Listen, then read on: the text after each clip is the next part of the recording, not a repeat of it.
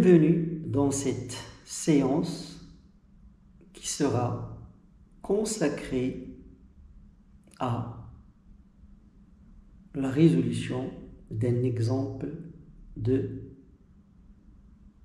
concours, je précise, la médecine par exemple.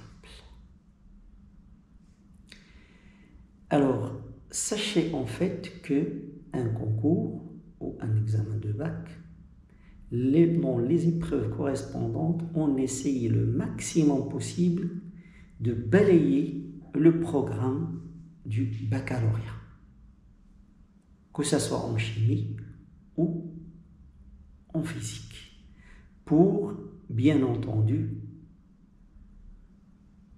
revoir les 4 thèmes généraux de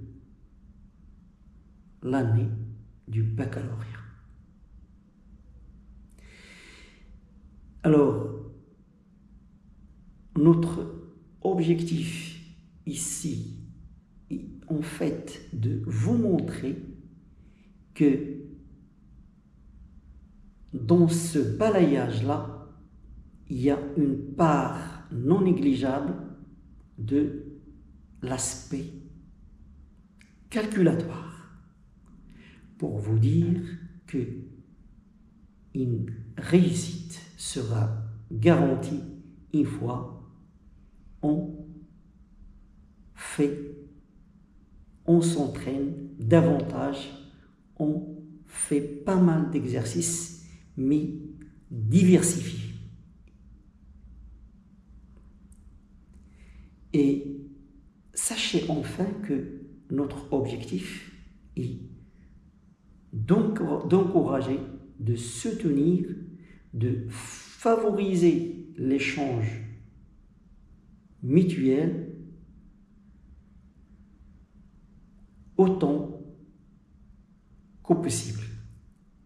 Puisqu'en fait, l'humanité en général est en perpétuel apprentissage et que chaque génération apprend de celle qui la précède, permettant ainsi une accumulation de connaissances et une avancée de la science.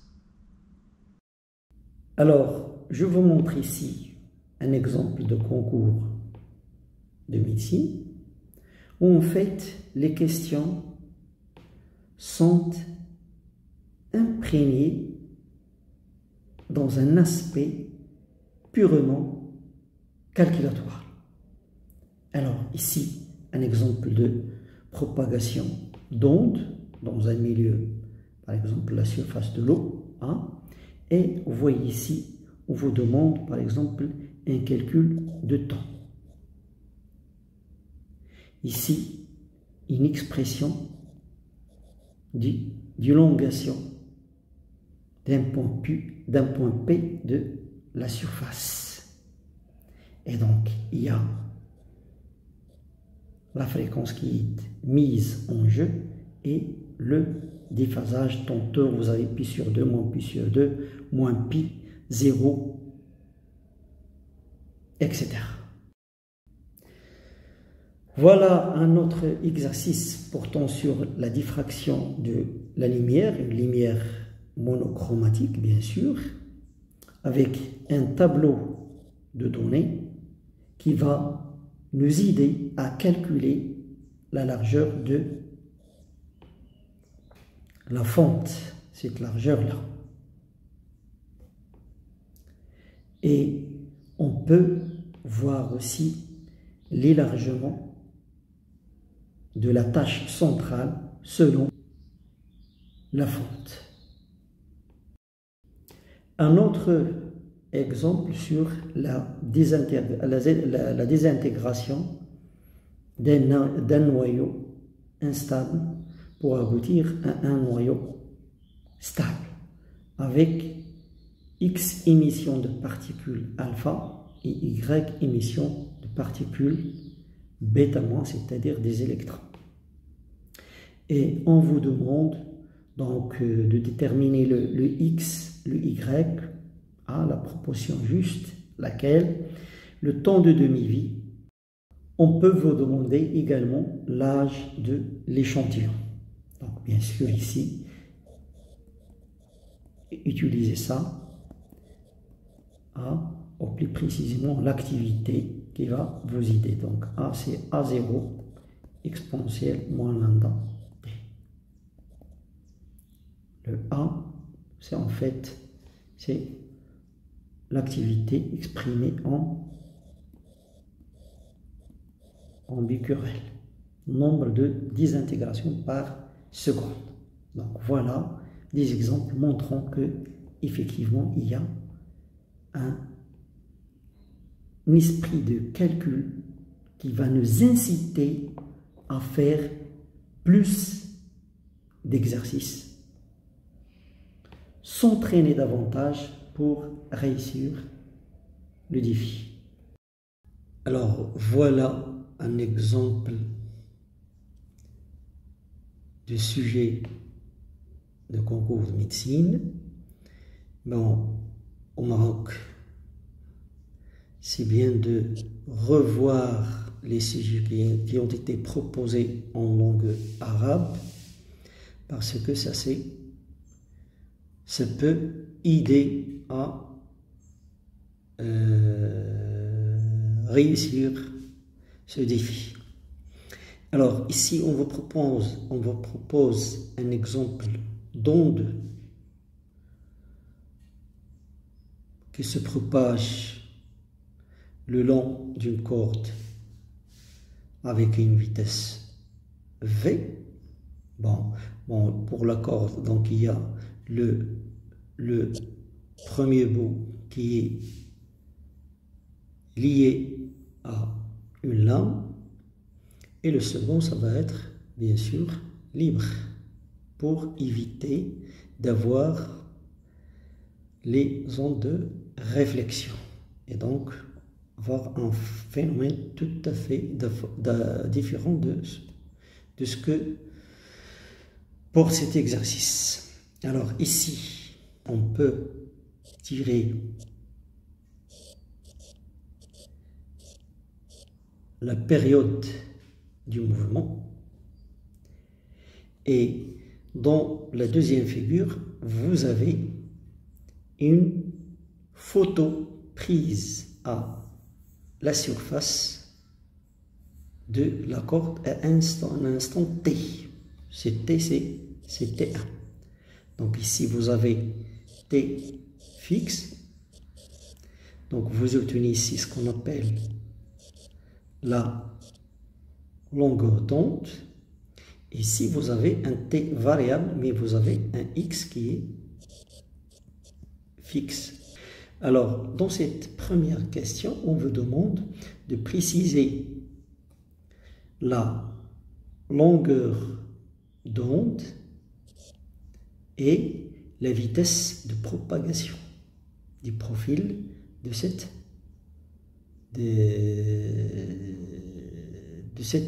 onde. Alors, donc, il suffit de tirer la longueur d'onde. La longueur d'onde, on voit ici cette distance-là, c'est 2 fois lambda. Donc, SF est égal à 80 cm, ça veut dire que lambda est égal à 40 cm. Et ici, on a la période. Donc, la période, en fait, ça va être celle-là. Et donc, ça va être 8, 10, moins 2 secondes. Ça, c'est la période.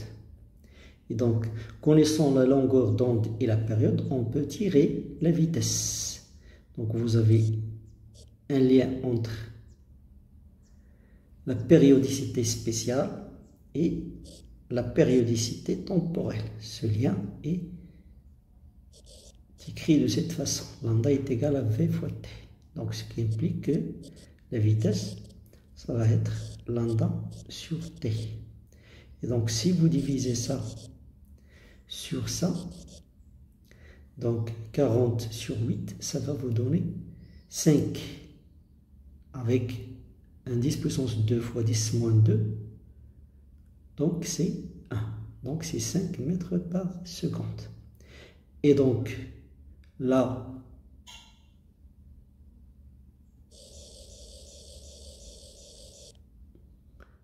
selon ce QCM, c'est dès qu'il vérifie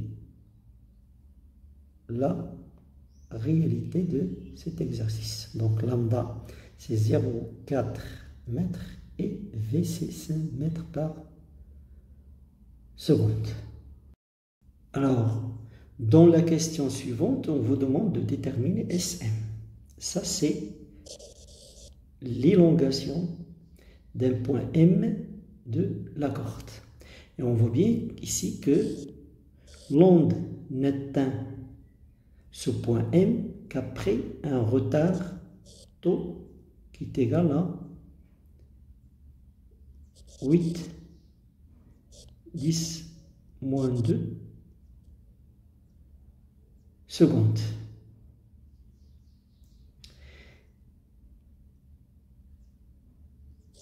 Et ce retard-là va nous permettre de déterminer cette distance SM.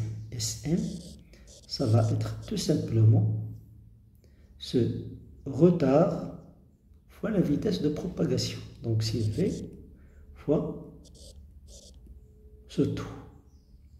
Donc V, c'est ça, 5, donc 5 fois 8, c'est 40, donc c'est 0, 40 mètres. Et donc, la proposition juste dans cette question plus 22, c'est B. Et donc, pour parcourir cette distance SM, il y a un retard de propagation. Une analogie avec cela, si le concours de médecine, par exemple, débute à 8 heures, il faut se déplacer de chez soi avant 8 heures.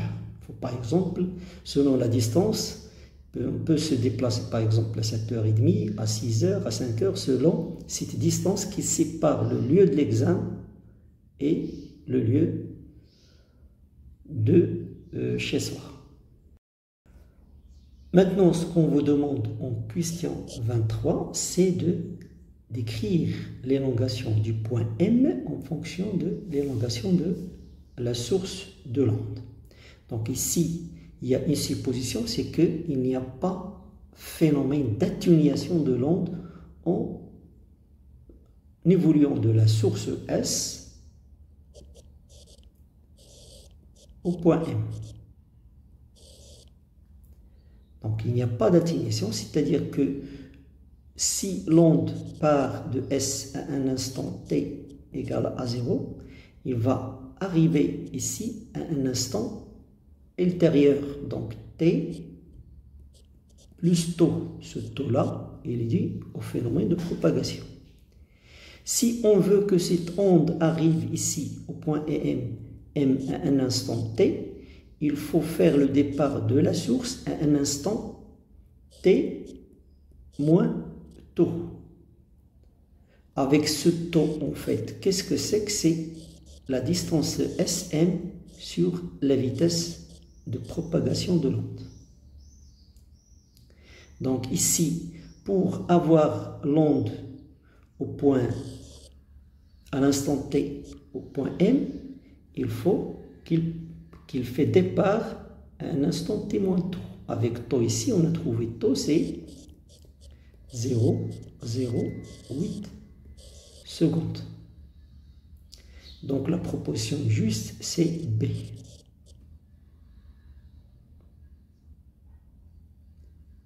0,08 secondes. Bon, il faut ajouter ici quand même que cette élongation-là est exprimée en en mètres. Et que ce temps-là, il est en secondes. Voilà. T, il est en secondes.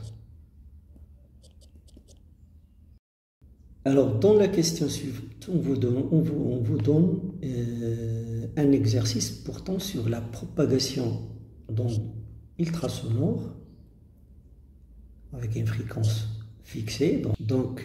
Et cette onde, il se propage dans l'air, donc avec une vitesse VA, donc VA c'est VR, et puis la même onde se propage dans l'eau de mer, donc avec une vitesse VE pour eau. Bien sûr, il y aura un retard delta T des ondes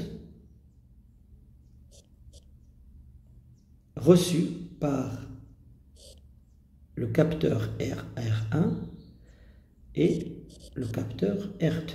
C'est-à-dire que l'onde ici, dans l'eau, il va arriver plus rapidement à R2 que R1. Sachant qu'il y a la même distance qui sépare la sonde émettrice E1 du capteur R1 et la sonde émettrice E2 et le capteur R2. Donc ici, ce qui rentre en jeu dans l'exercice, en fait, c'est la nature des milieux de propagation.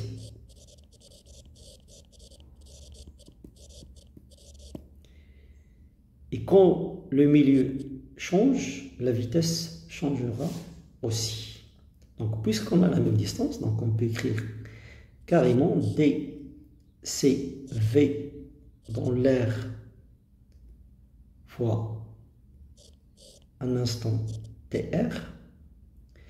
Et ça, c'est égal aussi à VE, temps d'arrivée E.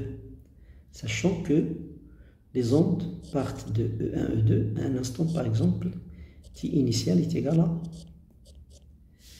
0. Donc ici, le retard, c'est en fait c'est delta t qui va être égal à TA moins TE, puisque TA c'est supérieur à TE. Et donc ça va être égal tout simplement à D, donc 1 sur facteur de 1 sur VA moins 1 sur VE. On vous donne ici l'évolution de delta T en fonction de D. Bien sûr, c'est linéaire. Donc, on peut calculer cette pente-là. On peut prendre deux points éloignés. Le premier, par exemple, c'est celui-là. L'autre, ça peut être, par exemple, ça. On a ici delta de delta T. On a ici delta T.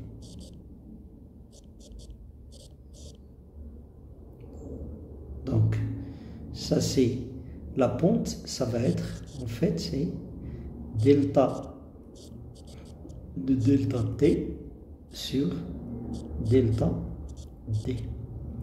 Il faut faire attention à ce milliseconde ici. Donc ça va être, P, ça va être l'inverse d'une vitesse, en fait. Donc, on peut avoir ça numériquement, P. Et donc, si on connaît P, on connaît VA, on peut déterminer la vitesse de propagation dans l'eau qui est inconnue. Mais sachez que cette vitesse-là est en fait tabulée. Donc, ça tourne autour, donc bien sûr, à une température 20 degrés C. Cette VE-là, ça tourne autour de 1500 mètres par seconde. Donc c'est tabulé, donc je peux répondre à la question. Donc en réponse à cette question, c'est la proposition A qui est juste. 1 sur VA moins 1 sur VE. Parce que ce delta T est positif, sachant que la vitesse de propagation dans l'air est inférieure à celle dans l'eau. Donc, celle-là, c'est faux. Pourquoi? Parce qu'on n'a pas une homogénéité au niveau de la relation. Ça, c'est seconde. Ça, c'est mètre. Ça, c'est mètre par seconde. Donc, je peux pas, c'est pas homogène. De même que c'est là. C'est faux parce que c'est pas homogène. C'est là aussi, c'est faux parce que il y a, on cherche à déterminer un temps de propagation dans l'eau par rapport à. Donc, le par rapport, ça signifie qu'il faut avoir un signe moins. Donc, ici, je ne l'ai pas. Ah.